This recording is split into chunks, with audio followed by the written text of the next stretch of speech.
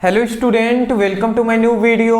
आज का video class 12th के स्टूडेंटों के लिए बहुत ही ज़्यादा इंपॉर्टेंट है, क्योंकि केमिस्ट्री में अंतिम जो चैप्टर था, जो बचा हुआ था, जो है जैव अणु, इसको हम आज के इस वीडियो में स्टार्ट कर रहे हैं। आज के इस वीडियो में इस चैप्टर का पहला इंपॉर्टेंट टॉपिक पढ़ने वाले हैं, जो है कार्बोहाइड्रेट। तो कार्बोहाइड्रेट किसे कहते हैं, इसका परिभाषा क्या होता है, इसका एग्जाम्पल क्या होता है, इसका सामान्य सूत्र क्या होता है, इसका सरलतम सूत्र क्या होता है, इसका स्रोत क्या होता है, पूरी तरीके से डिटेल में इस पर हम एक्सप्लेन करेंगे। उसके बाद हम जानेंगे कार्बोहाइड्रेट के प्रकार, जिसका मुख्यतः हम पढ़ने वाले हैं मोनोसेकेराइड, ओलिगोसेकेराइड, डाइसेकेराइड, पॉलीसेकेराइड, ये सब कुछ हम पढ़ेंगे। अभी आपको केवल मैं यही कहूंगा, वीडियो को अंत तक देखिएगा और ये 5 नंबर वाला टॉपिक है, इसको नोट डाउन करते हुए चलेंगे, ठीक है ना। इतना आप समझ गए तो आगे बढ़ते हैं जी। चलिए अब हम आगे बढ़ते हैं, एक एक टॉपिक को समझते हुए चलेंगे जी। यहाँ पे थोड़ा सा हमने लिखा हुआ है, इसको भी हम आपको समझा देंगे, ठीक है ना। क्या पढ़ रहे हैं, जैव अणु चैप्टर 10 हम पढ़ रहे हैं। अंतिम ये चैप्टर है। इस चैप्टर को जैसे ही हम पढ़ते हैं, आपकी केमिस्ट्री पूरी तरीके से कंप्लीट हो जाएगी, ठीक है ना। चलिए, तो यहाँ पे आता है कार्बोहाइड्रेट। अब कार्बोहाइड्रेट क्या होता है, तो याद रखेंगे। देखिए, कार्बोहाइड्रेट में थोड़ा सा आपको एग्जांपल से बताऊं तो कार्बोहाइड्रेट क्या है, कार्बन, हाइड्रोजन व ऑक्सीजन, ठीक है ना। कार्बन, हाइड्रोजन व ऑक्सीजन से मिलकर बना एक क्या होता है, पॉलीहाइड्रिक एल्कोहल, पॉलीहाइड्रिक एल्डिहाइड होता है, या क्या होता है, कीटोन होता है। मतलब समझ में आ गया आपको, हमने क्या बताया, कार्बोहाइड्रेट जो होता है वो कार्बन, हाइड्रोजन व ऑक्सीजन से मिलकर बनने वाला एक क्या होता है, पॉलीहाइड्रिक एल्डिहाइड होता है या पॉलीहाइड्रिक कीटोन होता है, ठीक है ना। तो वही बात हमने यहाँ पे लिखा हुआ है कि कार्बोहाइड्रेट, क्या हमने परिभाषा लिखा है, कार्बोहाइड्रेट कार्बन, हाइड्रोजन व ऑक्सीजन युक्त पॉलीहाइड्रिक एल्डिहाइड या पॉलीहाइड्रिक कीटोन होते हैं, ठीक है ना। तो इतनी बात आप समझ गए कि क्या होता है, कार्बोहाइड्रेट कार्बन, हाइड्रोजन और ऑक्सीजन से मिलकर बनने वाला एक पॉलीहाइड्रिक एल्डिहाइड होता है या पॉलीहाइड्रिक कीटोन होता है, ठीक है। अब देखिए, यहाँ पे थोड़ा सा स्टूडेंटों को क्या दिक्कत आती है कि सर यहाँ पे जो पॉलीहाइड्रिक, ये तो हम समझ गए कार्बन, हाइड्रोजन और ऑक्सीजन से मिलकर बनेगा, पर एल्डिहाइड भी पढ़ लिया है हमने, कीटोन भी पढ़ लिया है, तो ये समझ में आ रहा है। पर पॉलीहाइड्रिक क्या होता है, तो पॉलीहाइड्रिक का सिंपल सा मतलब ये है कि ऐसा कोई भी पदार्थ जिसमें जो OH समूह है ना, OH समूह वो बहुत अधिक मात्रा में होते हैं, ठीक है। ऐसा कोई भी पदार्थ है जिसमें OH समूह बहुत अधिक मात्रा में होंगे तो उसे यह पॉलीहाइड्रिक कहते हैं, ठीक है ना। इससे आपको कंफ्यूजन नहीं होना है। पॉलीहाइड्रिक का मतलब है कि इसमें कार्बोहाइड्रेट में जो OH समूह बहुत ही अधिक मात्रा में होते हैं। तो बताइए, पहली बात परिभाषा आप कर देंगे कि नहीं, कि कार्बोहाइड्रेट कार्बन, हाइड्रोजन व ऑक्सीजन युक्त पॉलीहाइड्रिक एल्डिहाइड या पॉलीहाइड्रिक कीटोन होता है। चलिए, पहला आप समझ गए। आप थोड़ा सा समझ लेते हैं, थोड़ा सा हम एग्जांपल पहले डिस्कस कर लेते हैं, उसके बाद हम आगे नीचे के भी टॉपिक को समझेंगे जी। अच्छा, एग्जांपल में क्या हो जाएगा, जैसे कि आपका हो जाएगा ग्लूकोज, ग्लूकोज हो जाएगा, जिसका सूत्र क्या होता है, C6H12O6, ये आपका हो जाएगा। दूसरा होता है सुक्रोज, ठीक है, इसका क्या होता है, C12H22O11, ये होता है जी। तो ग्लूकोज हो गया, सुक्रोज हो गया, ठीक है ना। अगला आता है स्टार्च, भी आप याद रखेंगे, इसका एग्जांपल में आप लिख सकते हैं स्टार्च, जिसको हम मंड के नाम से भी जानते हैं। किस नाम से, मंड के नाम से भी जानते हैं, जिसका फॉर्मूला होता है C5H10O6 का होल n होता है, ठीक है ना। ये आप फॉर्मूला याद रखेंगे। थोड़ा सा कंफ्यूजन हो गया ना, फॉर्मूला में मुझे भी लग रहा था गलत है। देखिए, ये स्टार्च का फॉर्मूला में थोड़ा सा मैंने मिस्टेक कर दिया है, ये मैं सोच ही रहा था। देखिए, ये क्या होता है, C6H10 O5 होता है। क्या होता है? O ऑक्सीजन का 5, इसका होल N होता है। जस्ट मैंने ऑपोजिट कर दिया था, ये 6 आगे या 5 को इधर भेज दिया था, ऐसा नहीं होगा। तो ये 3 आप एग्जाम्पल याद रखेंगे, काफी है जी। चलिए अगला आता है कार्बोहाइड्रेट का सरलतम सूत्र। अगर कार्बोहाइड्रेट का हम सरलतम सूत्र पे बात करें तो इसका सरलतम सूत्र होता है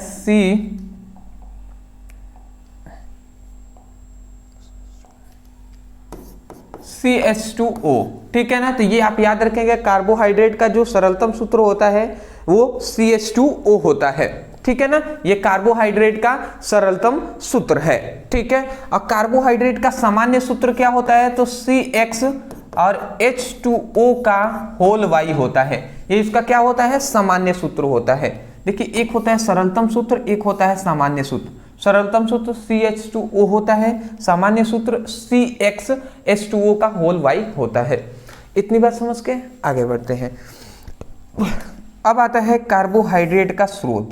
अब कार्बोहाइड्रेट का क्या स्रोत होता है समझिएगा। जैसे कार्बोहाइड्रेट किस में पाया जाता है? तो गन्ना में पाया जाता है सबसे अधिक। जैसे दूध है, गन्ना है, चुकंदर है, आम है, केला है, अंगूर है, आलू है, गाजर है, चावल है, जौ है, मक्का है, बाजरा है, ज्वार है आदि। तो इन सभी में क्या पाया जाता है? कार्बोहाइड्रेट पाया जाता है। अच्छा, जानते हैं कार्बोहाइड्रेट सबसे ज्यादा किस में होता है? मतलब मैं ऐसे कह सकता हूं कि कार्बोहाइड्रेट अधिक मात्रा में पाया जाता है, जो हम कहते हैं ना मंड, आप जानते हैं, जैसे कि चावल बनता है तो उसमें क्या होता है? पानी को डालकर जब चावल को हम क्या करते हैं? बॉयल करते हैं। जब चावल बनने लगता है तो अभी न्यू, जैसे क्या होता है कि गांव एरिया में आप रहेंगे तो जो धान क्या करते हैं, धान की जब फसल होती है तो धान से जब चावल को निकाला जाता है तो जो चावल, जैसे न्यू जो चावल होता है उसको अगर हम क्या करते हैं, उसको पकाते हैं, या हम कहते हैं चावल जब हम बनाते हैं तो उस समय पर क्या होता है, जो चावल होता है बहुत ही गीला बनता है। तो गीला क्यों बनता है? क्योंकि उसमें मंड पाया जाता है, ठीक है ना। तो मंड जो होता है ना, उसमें सबसे अधिक क्या पाया जाता है? मतलब कार्बोहाइड्रेट पाया जाता है, ठीक है ना।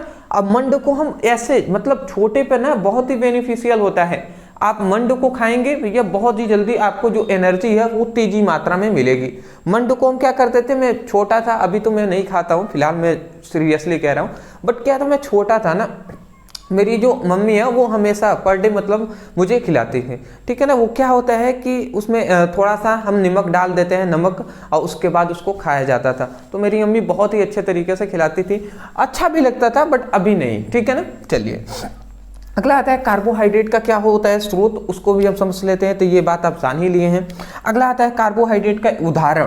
तो उदाहरण में आप याद रखेंगे, लिखे हैं ना, ग्लूकोज हो गया, सुक्रोज हो गया, स्टार्च हो गया। तो इतनी बात आप समझ गए हैं तो स्क्रीनशॉट ले लीजिए, आगे हम बढ़ेंगे जी। अब हम जानेंगे कार्बोहाइड्रेट का वर्गीकरण। चलिए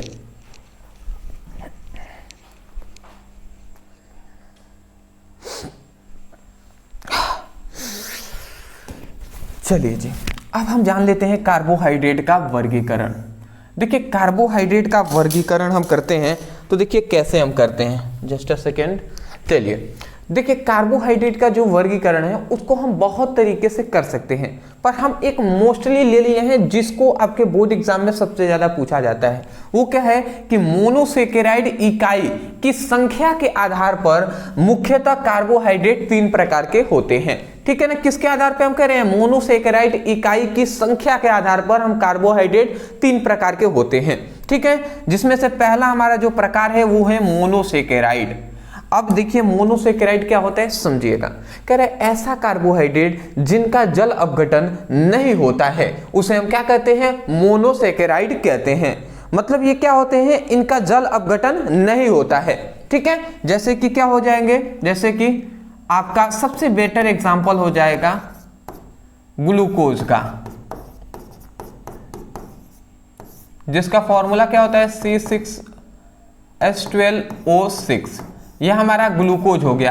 तो देखिए ग्लूकोज को अगर हम जल अपघटन कराएंगे ना तो नहीं होगा, ठीक है ना। तो ये बात है, जिसका जल अपघटन नहीं होता है वो क्या होता है? वो हमारा मोनोसेकेराइड होता है, ठीक है ना। तो ये बात आप याद रखेंगे। ग्लूकोज हो गया, फ्रक्टोज हो गया, ग्लेक्टोज हो गया, तो ये सब आप लिख सकते हैं। ग्लूकोज हो गया,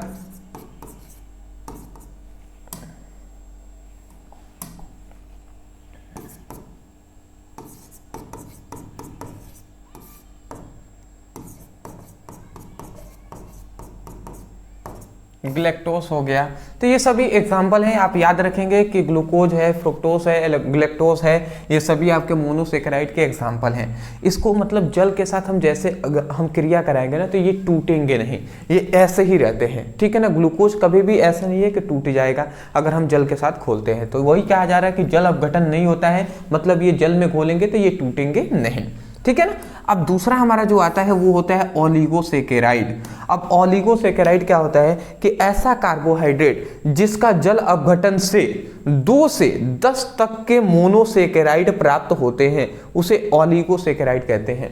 मतलब मोनोसेकेराइड है जो मतलब टूटेगा ही नहीं, परंतु जो ओलिगोसेकेराइड होता है ये एक ऐसा, मतलब जब ओलिगोसेकेराइड क्या होता है तो ऐसा कार्बोहाइड्रेट होता है जिसका जब जल अपघटन कराएंगे, मतलब जल में हम घोलेंगे तो 2 से 10 तक के बीच में हमें मोनोसेकेराइड प्राप्त होंगे। माने मोनोसेकेराइड छोटा हम कह सकते हैं कण है, जो ओलिगोसेकेराइड वो बड़ा है, ठीक है ना। तभी तो ये ओलिगोसेकेराइड जब टूट रहा है तो 2 से 10 तक का मतलब क्या बन रहा है, मोनोसेकेराइड बन जाते हैं जी, ठीक है ना। तो ये बातें आप याद रखेंगे। जैसे कि ओलिगोसेकेराइड आप समझ गए हैं। जैसे मैं एग्जांपल से आकर आपको समझाना चाहूं, जैसे एग्जांपल, जैसे कि हमने यहाँ पे सुक्रोज ले लिया C12H22O11, ये हमने सुक्रोज ले लिया। इसका हम जल अपघटन कराते हैं, जल से क्रिया कराते हैं, ठीक है ना। किसकी उपस्थिति में, तो H+ मतलब अम्ल की उपस्थिति में हम करा देते हैं। तो जैसे ही हम कराते हैं ना तो ये जब हाइड्रोजन जाकर यहाँ पे क्या होता है, हाइड्रोजन और ऑक्सीजन इसमें जुड़ जाते हैं। C12H22 ना, देखिए यहाँ पे थोड़ा सा मैंने मिस्टेक कर दिया क्या, C12H22 हमने बोला है ना, C12H22O11, ठीक है। तो ये हाइड्रोजन इसके साथ आकर जुड़ जाएगा तो ये टूट जाता है C6H12O6 में, अब प्लस एक और में टूट जाता है C6H12O6 में, ठीक है ना। तो ये देखिए जो सुक्रोज है इसको जैसे ही हमने जल अपघटन कराया अम्ल की उपस्थिति में तो सुक्रोज अफ्रक्टोज, जो ग्लूकोज अफ्रक्टोज में ये टूट गया है। तो इस बात को आपको याद रखना है। अब देखिए वही ना कहा जा रहा है ऐसा कार्बोहाइड्रेट, देखिए जैसे ये सुक्रोज है तो ये कार्बोहाइड्रेट ही तो है। यहाँ पे कार्बोहाइड्रेट का देखिए एग्जाम्पल में हमने सुक्रोज भी दिया हुआ है, ठीक है ना। तो वही कहा जाए ऐसा कार्बोहाइड्रेट जिसके जल अपघटन से, जो क्या होता है, जिसके जल अपघटन से 2 या 2 से अधिक, 2 से 10 तक के बीच, तो ये तो 2 ही में टूटा है ना, तो 2 से 10 तक के बीच मोनोसेकेराइड प्राप्त होते हैं तो उसे हम क्या कहते हैं, उसे ओलिगोसेकेराइड कहते हैं। अब देख लीजिए ये मोनोसेकेराइड है कि नहीं, ग्लूकोज है तो मोनोसेकेराइड है, जो ये क्या है फ्रक्टोज है तो ये भी एक मोनोसेकेराइड ही है। तो ये बातें हैं जी। तो आप नीचे यहाँ पे नाम भी लिख लेंगे अगर बेटर रहेगा तो मैं यहाँ पे लिख दूं सुक्रोज,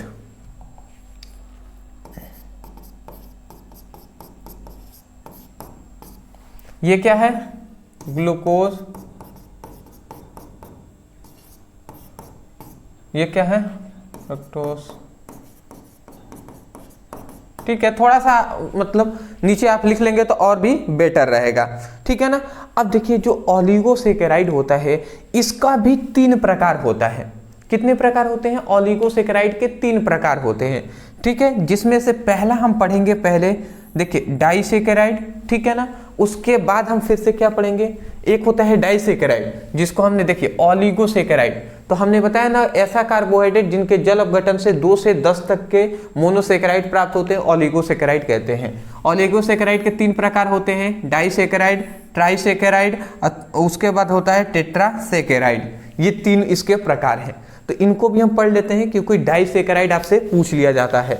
तो देखिए ओलिगोसेकेराइड के 3 प्रकार हैं। तो डाइसेकेराइड क्या होता है, ऐसा ओलिगोसेकेराइड जिसके जल अपघटन से 2 मोनोसेकेराइड प्राप्त होते हैं उसे हम डाइसेकेराइड कहते हैं जी। मतलब इसके जल अपघटन से 2 मोनोसेकेराइड प्राप्त होंगे तो उसे हम डाइसेकेराइड कह देंगे। जैसे अभी जो एग्जाम्पल देखा वो डाइसेकेराइड का ही था। जैसे एग्जाम्पल से अगर मैं बताऊं तो अभी हमने ये एग्जाम्पल नहीं देखा है, जैसे C12H22O11, इसका हमने जल अपघटन कराया था हाइड्रोजन H+ की उपस्थिति में। ये क्या है हमारा यह है सुक्रोज का जल अपघटन हम कराते हैं। तो जैसे ही हमने कराया तो ये क्या हो गया जी, ये हो गया C6H12O6 प्लस C6H12O6, ठीक है ना। तो ये हमारा सुक्रोज है। ये क्या है, मतलब सुक्रोज क्या है, एक कार्बोहाइड्रेट ही है, ठीक है ना। तो ये सुक्रोज का जैसे हमने जल अपघटन कराया, अरे भैया कार्बोहाइड्रेट का है ना, ये ओलिगोसेकेराइड प्रकार है, तो वही कहा जा रहा है ये एक ओलिगोसेकेराइड भी हम कह सकते हैं। तो इसका जल अपघटन कराते हैं तो देखिए 2 मोनोसेकेराइड हमें प्राप्त हो गए, एक ग्लूकोज एक फ्रक्टोज। तो ये किसका आ जाएगा, डाइसेकेराइड का। कह रहा है ना ऐसे ओलिगोसेकेराइड जिसके जल अपघटन से दो मोनोसेकेराइड प्राप्त होते हैं उसे डाइसेकेराइड कहते हैं। तो आशा करता हूं आप समझ गए होंगे। ट्राइसेकेराइड मतलब ऐसे ओलिगोसेकेराइड जिसके जल अपघटन से 3 मोनोसेकेराइड प्राप्त होते हैं उसे हम ट्राइसेकेराइड कहते हैं, ठीक है ना। ठीक है, देखिए जैसे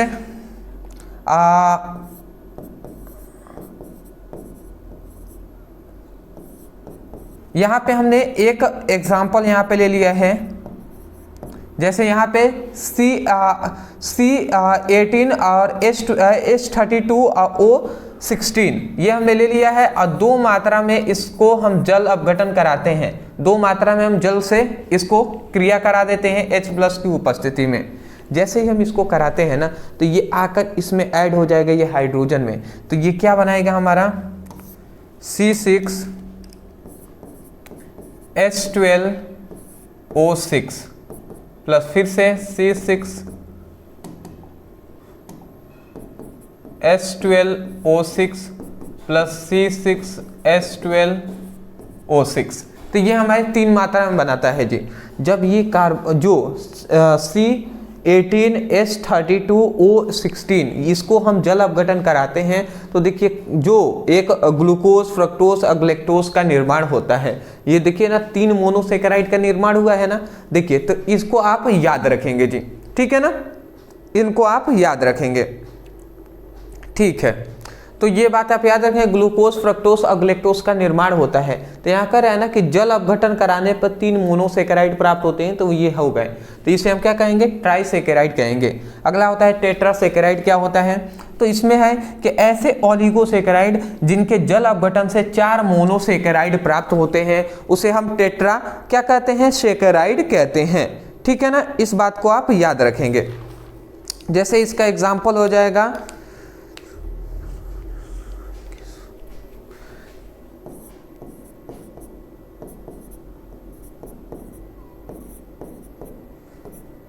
ठीक है, जैसे यहाँ पे हम एग्जांपल ले लिए हैं C24H42O21।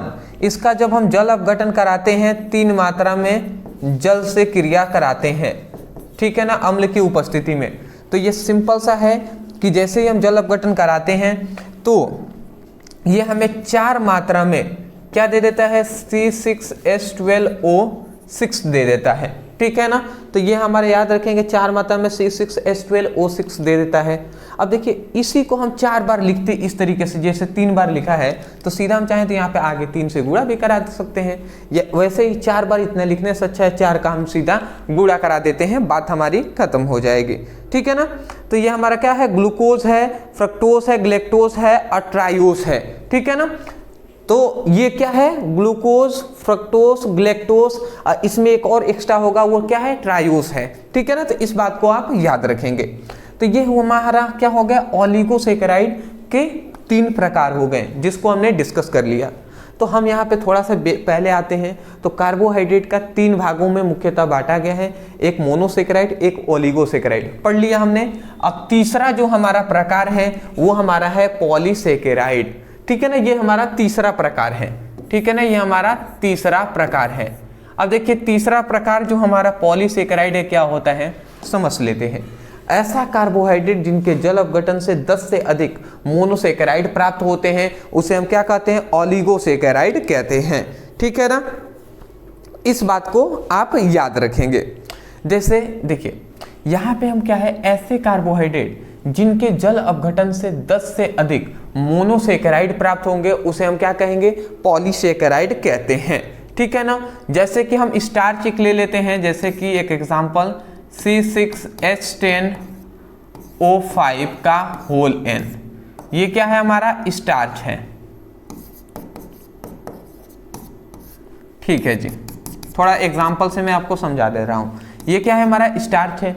स्टार्च के जैसे हम जल अपघटन कराते हैं, H2O से हम क्रिया कराते हैं, ठीक है, बट n मात्रा में लेंगे। जितनी मात्रा में n यहाँ पे लिखा है, n मतलब कोई नंबर है, वो जितना यहाँ पे मान लेते हैं, यहाँ पे 5 लिखा तो यहाँ पे भी 5 मात्रा में हम जल को लेंगे, ठीक है ना। अम्ल की उपस्थिति में हम कराते हैं तो याद रखेंगे n मात्रा में ही हमें क्या मिल जाएगा? C6H12O6 मिल जाएगा। ये बात हमें याद रखना है, ठीक है ना। तो ये हमारा क्या हो गया? स्टार्च मतलब एक एग्जाम्पल हो गया, ठीक है ना। ये हमारा जो ये किसका फॉर्मूला है? ग्लूकोज का ना, तो ये आप याद रखेंगे ग्लूकोज है। तो देखिए यहाँ पे क्या कर रहा है कि ऐसे कार्बोहाइड्रेट जिनके जल अपघटन से 10 से अधिक मोनोसेकेराइड प्राप्त होते हैं, पॉलीसेकेराइड कहलाएगा। तो ये बताइए, मान लेते हैं यहाँ पे अगर हमने 10 ले लिया या हमने 11 ले लिया, तो यहाँ पर भी हम 11 लिखेंगे, तो यहाँ पर भी 11 मात्रा में ग्लूकोज हमें प्राप्त होंगे। तो आप रख सकते हैं इस पर एग्जाम्पल, जैसे मैं अगर रख के दिखाऊं तो C6H10O5 का मान लेते हैं यहाँ पे हमने 11 लिखा, तो 11 मात्रा में H2O हम लेंगे और इसको H+ से हम क्रिया करा देंगे अम्ल की उपस्थिति में। तो यह हमारा क्या बनेगा? 11 मात्रा में क्या बन जाएगा? ऐसे लिख देते हैं 11 C6H12O6 बन जाएगा। ये क्या है? ग्लूकोज है। ये क्या है? स्टार्च है, या इसे हम क्या कहते हैं? सेलुलोज के नाम से भी जानते हैं, ठीक है ना। तो याद रखेंगे, ठीक है। तो ये आप याद रखेंगे, ये एग्जाम्पल आप लिख लेंगे। तो हमारा ये जो टॉपिक होता है पूरी तरीके से अब ये हमारा टॉपिक कंप्लीट होता है कार्बोहाइड्रेट, जिसको हमने आज के इस वीडियो में जानने का प्रयास किया है।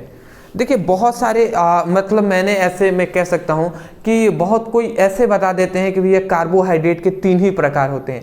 अरे भैया कार्बोहाइड्रेट को हम वर्गीकरण बहुत तरीके से कर सकते हैं, जिसमें से मुख्यतः हम जब करते हैं मोनोसेकेराइड की संख्या के आधार पर कार्बोहाइड्रेट 3 प्रकार के होते हैं, मोनोसेकेराइड, ओलिगोसेकेराइड और पॉलीसेकेराइड। और ओलिगोसेकेराइड के 3 प्रकार होते हैं, जो क्या होता है? डाइसेकेराइड, ट्राइसेकेराइड और टेट्रासेकेराइड, ठीक है ना। तो ये बात आप याद रखेंगे। कोई बता देते हैं ऐसे ही, मैंने देखा है, तो मैंने देखा अभी हाल ही में कुछ दिन पहले, तो वहाँ पे एक टीचर थे तो वो बता रहे थे कि ये कार्बोहाइड्रेट के ये प्रकार होते हैं, मोनोसेकेराइड और डाइसेकेराइड और पॉलीसेकेराइड। ये कैसे हो जाएगा? समझ रहे? तो थोड़ी सी कभी कभी हो जाती है मिस्टेक, बड़े बड़े योद्धाओं से या बड़े बड़े हम कह सकते हैं टीचर से हो सकती है। तो हम बहुत सारे मतलब नॉर्मल हम लोग एक तरह से हम कहें तो हम सभी स्टूडेंट ही हैं और सीखने का सिखाने का प्रयास हम कर रहे हैं। अदरवाइज मुझसे कोई गलती हो गई हो तो मैं दिल से माफ़ी चाहता हूं आप सभी से। अदरवाइज वीडियो पसंद आया है तो वीडियो को लाइक करने के साथ साथ चैनल पर नए होंगे तो चैनल को सब्सक्राइब कर देंगे। तो मिलते हैं एक नए टॉपिक के साथ एक नए वीडियो में। हाँ, एक और बात, डिस्क्रिप्शन बॉक्स में व्हाट्सएप ग्रुप, टेलीग्राम ग्रुप का लिंक है, तो वहाँ पर आप ज्वाइन हो जाएंगे। वन शॉट वीडियो का लिंक डिस्क्रिप्शन बॉक्स में हमने दे दिया है, जिससे आप चैप्टर वाइज अपनी फिजिक्स की, केमिस्ट्री की स्टडी कर सकते हैं, जिसमें वन शॉट वीडियो है, एक वीडियो देखिए एक चैप्टर कंप्लीट हो जाएगा, ठीक है ना। तो ये बात आप करके वन शॉट फिजिक्स और केमिस्ट्री का लिंक हमने प्रोवाइड कर दिया है, और हिंदी इंग्लिश का भी लिंक आपको मिल जाएगा, और इंस्टा पे हमें फॉलो कर लीजिएगा। तो मिलते हैं एक नए टॉपिक के साथ एक नए वीडियो में। Thank you so much for watching this video. Thank you.